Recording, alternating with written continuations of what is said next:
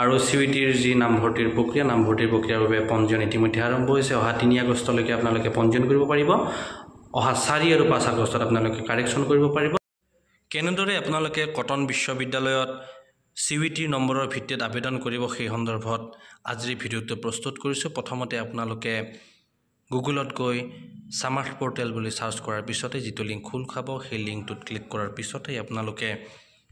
login কৰিব লাগিব যদিহে আপোনালোকে লগইন কৰা নাই তেন্তে আপোনালোকে ৰেজিষ্ট্ৰেচন কৰি ল'ব লাগিব ৰেজিষ্ট্ৰেচন কেনেকৈ কৰিব সেই সন্দৰ্ভত মই পূৰ্বতে এটা ভিডিঅ প্ৰস্তুত কৰিছো এই ভিডিঅ যোগে আপোনালোকে চাব পাৰে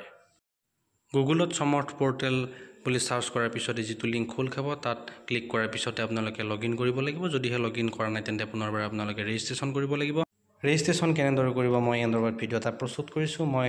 লিংকটো আপোনালোকক দি দিম এনেদৰে আপোনালোকে লগইন কৰাৰ পিছত ইয়াত আপোনালোকে প্ৰগ্ৰাম এলিজিবিলিটি বুলা অপচনটোত ক্লিক কৰাৰ পিছত আপোনালোকে CUETৰ যেটো আপোনালোকৰ এপ্লিকেশন নম্বৰ হেতু ইয়াত বহাই দিব তাৰ পিছত আপোনালোকৰ CUETৰ যিখন গ্ৰেড কাৰ্ড হেখন জেনেৰেট হ'ব তাৰ পিছত আপোনালোকে সাবজেক্ট সিলেকশন কৰিব পাৰিব খুবেই সহজ এই প্ৰক্ৰিয়াটো এপ্লাই ইন কলেজ ইউনিভাৰ্সিটি বুলা অপচনটোত আপোনালোকে ক্লিক কৰিব লাগিব ইয়াত আপোনালোকে ক্লিক কৰাৰ পিছতে আপোনালোকে সাবজেক্টসমূহ সিলেকশন কৰিব পাৰিব ইয়াত আপোনালোকে সিলেক্ট কৰি ল'ব লাগিব CUET ক্লিক কৰাৰ পিছত ইউনিভাৰ্সিটি সিলেক্ট কৰিব ল'ব লাগিব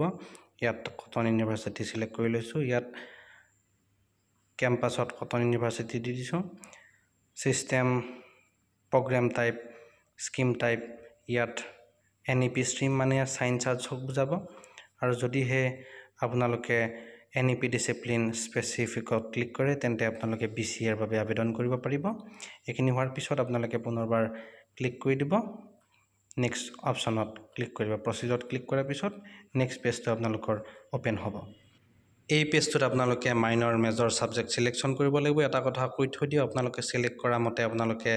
মাইনৰ সাবজেক্টটো নাপাবও পাৰে মাইনৰ সাবজেক্ট পাব আপোনালোকে নম্বৰৰ ভিত্তিত এখিনি ক্লিক কৰাৰ পিছত পুনৰবাৰ নেক্সট কৰিব তাৰ পিছৰখিনি যিখিনি প্ৰসেস খুবেই সহজ তাৰ পিছত নেক্সট কৰি থাকিব যদি আপোনালোকৰ কিবা ভুল আছে তেতিয়া হলে ইয়াত আপোনালোকে কাৰেকচন কৰিব পাৰিব ইয়াত CUET স্কোৰ কাৰ্ডখন আপোনালোকে ডাউনলোড কৰি ইয়াত PDF আকাৰত পেজ কৰিব লাগিব এখিনি পেজ কৰাৰ পিছত আপোনালোকৰ প্ৰসেসটো কমপ্লিট হ'ব এবাৰ আপোনালোকৰ এপ্লিকেশন ফৰ্মখন চাই ল'ব এখিনি চোৱাৰ পিছত আপোনালোকে এই অপচনসমূহত ক্লিক কৰিব আৰু ক্লিক কৰাৰ পিছত আপোনালোকৰ যিখন এপ্লিকেশন ফৰ্মখন সাকসেসফুলি